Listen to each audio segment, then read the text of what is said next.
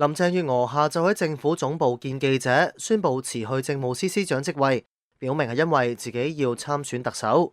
今日早上呢，我向行政長官遞咗信，辭去香港特別行政區政府政務司司長嘅職務。我亦都請行政長官呢，按住基本法第48(5)條呢，就係向中央人民政府呢，係尋求批准我嘅辭職。正如我喺辭職信中講呢，喺呢個時候請辭只有一個嘅原因嘅，就係如果我嘅辭職得到中央人民政府嘅批准呢，我係打算準備參加下一任行政長官嘅選舉。林鄭月娥發言之後未有回應提問，佢會喺禮拜五起休假，由勞工及福利局局長張建宗署任政務司司長職務。佢感謝過去3任行政長官對佢嘅信任，同埋各級官員嘅合作，以及唔同嘅立法會議員同埋專業機構社會人士。林鄭月娥向外宣布辭職之前，上晝曾經出席政府嘅閉門研討會，用咗1個鐘頭談及香港8大新願景，並且向官員透露自己已經辭咗職。全國港澳研究會副會長劉兆佳接受香港電台訪問嘅時候話，佢相信林鄭月娥宣布辭職嘅時機係為咗展示自己比曾俊華有責任感。財政司司長呢就未曾等到財政議案完成之前呢已經離任，而林鄭月娥呢就等到嗰個特首嘅施政報告接近完成之際呢先至離任。林鄭月娥呢希望通過呢點呢，即係表示佢自己係一個比較有責任感嘅一個官員，之後唔會因為咗自己嘅選舉需要呢而至一定要手頭工作於不顧。星島日報禮拜4就引述多個建制派消息，話中聯辦近日已經透過唔同方式向商界社團傳達信息，話林鄭月娥係中央唯一支持嘅人選。港澳辦主任黃光亞亦都向摸底嘅建制中人傳達同一個資訊。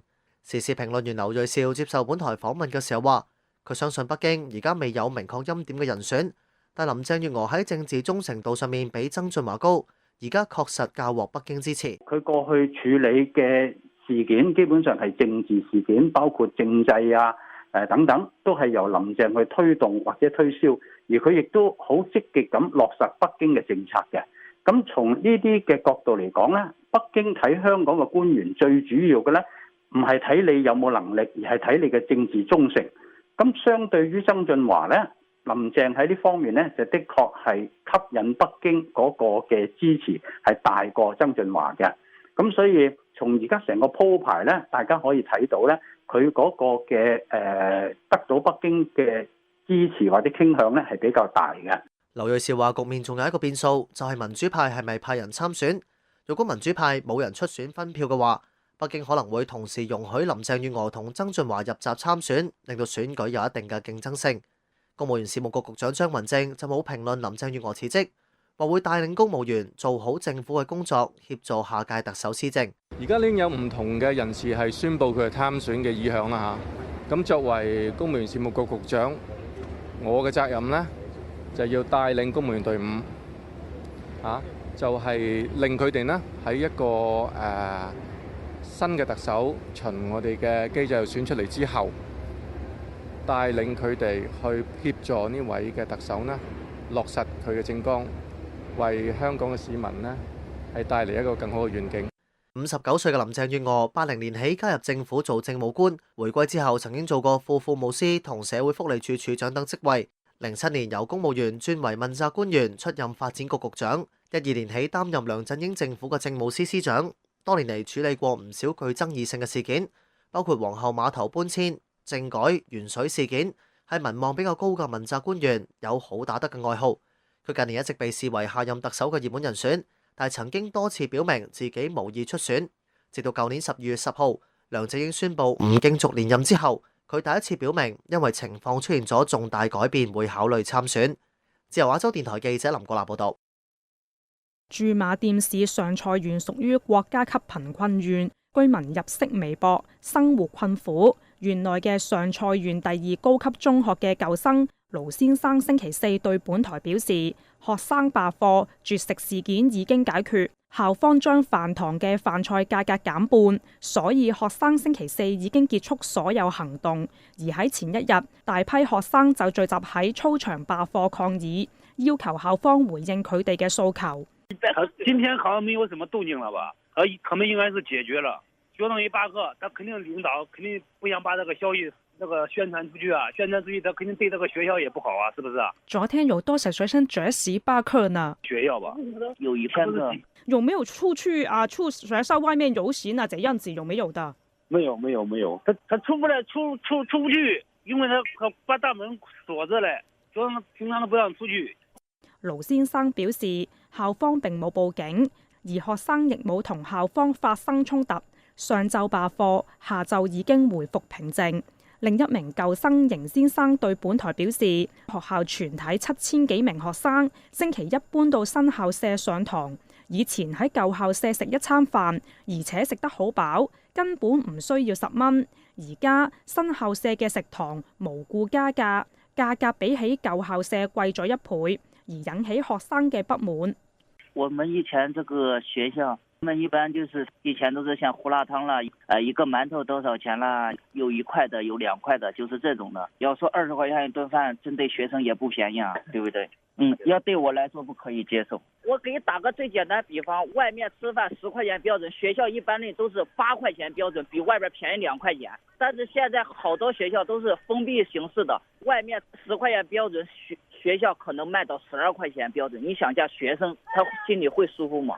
佢指上蔡縣係國家級貧困縣，一般家長收入都唔多，好難負擔仔女高昂嘅生活費。佢批評學校監管不力，縱容承包商牟利。像我們縣裏公務員，基本上標準一個月也就是1500-1600或2000左右，那跟外面不一樣，外面現在打工一個月還3-4千塊錢呢，對不對？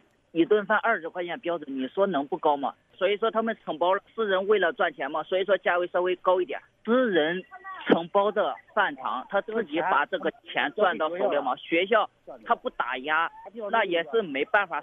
本台致電上蔡縣第2高級中學查詢，職員只係向本台表示事件已經解決，然後就即刻收線。價位高一點的，是的，應該是的。現在都沒事，都沒那個事了。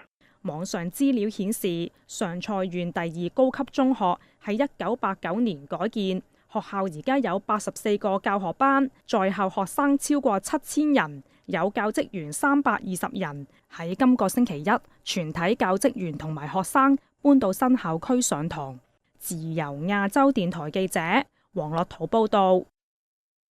深圳市寶安區松江鎮沙浦一村嘅居民連續多個月喺村內掛起橫額，抗議官商勾結，將村民嘅土地賤賣俾發展商。村民蔡小姐向本台表示，村領導星期三帶同80幾名警察到社區清拆橫掛喺門口嘅橫額，部分警察配備防暴裝備。佢質疑村領導濫用公權力公報私仇。我哋呢個書記佢係借呢個機會嚟打擊啲村民嘅。我哋嗰啲橫幅呢係掛喺花園入邊，我哋嘅花園係自己村嘅花園嚟嘅，冇一個外人住嘅。咁我哋掛喺自己嘅花園入邊，算唔算違法先？松江政府嘅正書記，你帶咁多防暴警察，你帶100幾個人嚟，就係為咗拆我哋花園嗰啲橫幅，使唔使咁大陣仗先？仲要呢，我哋嗰啲村民呢係話俾佢拆，但係你要攞批文嚟，佢哋叫嗰啲防暴警察一排一排咁係好，跟住就1、2、3、1、2、3咁樣叫一下就行入去，叫一下行入去，根本上嗰啲人擋喺前邊呢，佢係唔理你生死嘅，佢係一步踩入去，一步踩入去。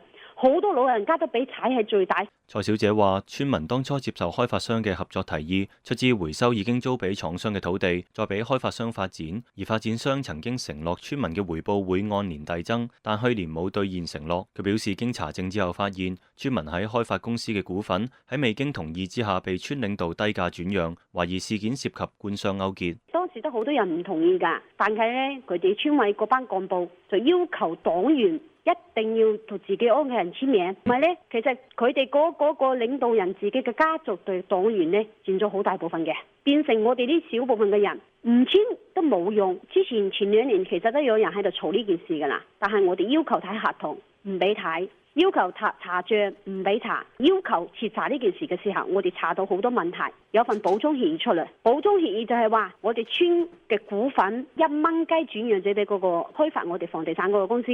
佢當時呢份合同呢係冇任何嘅股東簽名，就係村幹部簽咗名嘅啫。蔡小姐透露，已經向唔同政府部門投訴同埋舉報，但仲未有回音。又指居民曾經聘請律師向開發商追討，但係獲聘律師隨即被恐嚇唔好多管閒事。松崗派出所警員接受本台查詢時表示，案件已經轉交東方派出所處理。東方派出所嘅警員就向本台證實，衝突事件入邊有村民被捕。是啊，你這個通過自己的，我電話裡不方便告訴你，具體情況我也不太清楚，應該是妨礙執行公務吧。你不信，你問我們那個保安分局的公共關係科咯。不過，嗰名警員拒絕透露被捕人士嘅目前情況。深圳市互聯網資訊辦公室官方微博星期四就發文，指居民因為不滿更新項目拖延時間，同埋村民懷疑喺開發公司嘅股份喺未經同意之下被變更，執法隊伍依法拆除橫幅嘅時候，遭到部分村民暴力抗法，10名唔聽規勸嘅人士被帶走訓誡。自由亞洲電台記者李來報道。